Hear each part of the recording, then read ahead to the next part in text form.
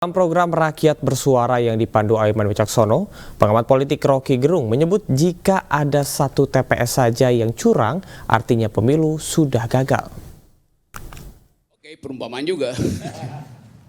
Umpama ada seseorang yang harus membuktikan ijazahnya palsu apa tidak. Oke, ini umpama ya.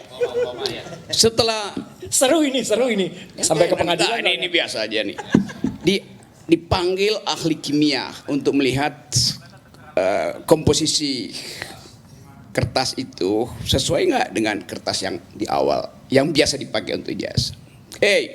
Sesuai, tapi dia kasih catatan ada flek sedikit itu, maka berarti ada satu partikel yang tidak fit in dengan komposisi. Udah, tapi dianggap ya itu kan cuma 1% itu. Dipanggil lagi ahli biologi untuk melihat asal usul hilenya, apa namanya itu, zat kayunya di situ tuh sama apa enggak? Ya sama juga, cuman ya ada sedikit 2% itu. Dan seterusnya. Pertanyaan saya, kalau ijazah itu cacat 2 tambah 1%, cacat 3%, asli apa tidak? Headline bilang ijazah dia itu bukan palsu karena 97% asli. Tapi kalau kita punya otak, 3% palsu artinya ijazah itu palsu. Kan gitu logiknya. Jadi kalau tadi misalnya 154.541. Saya udah korting tadi itu.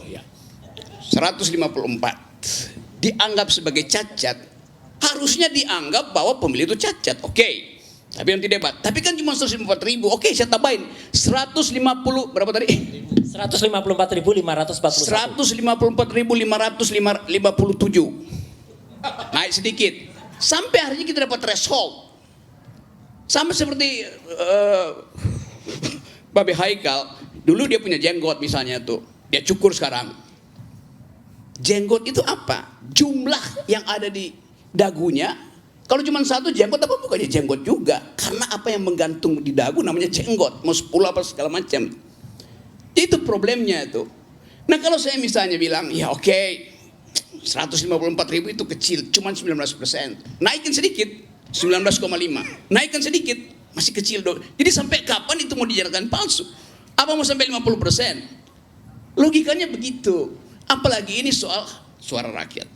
Tapi saya skip aja itu. Bagi saya hanya butuh satu TPS untuk menyatakan bahwa pemilu kita gagal. Yang curang cuma satu TPS. Roy salah, nggak ada 154.000. TPS nomor 90 di Jalan Merdeka Barat di Mahkamah Konstitusi.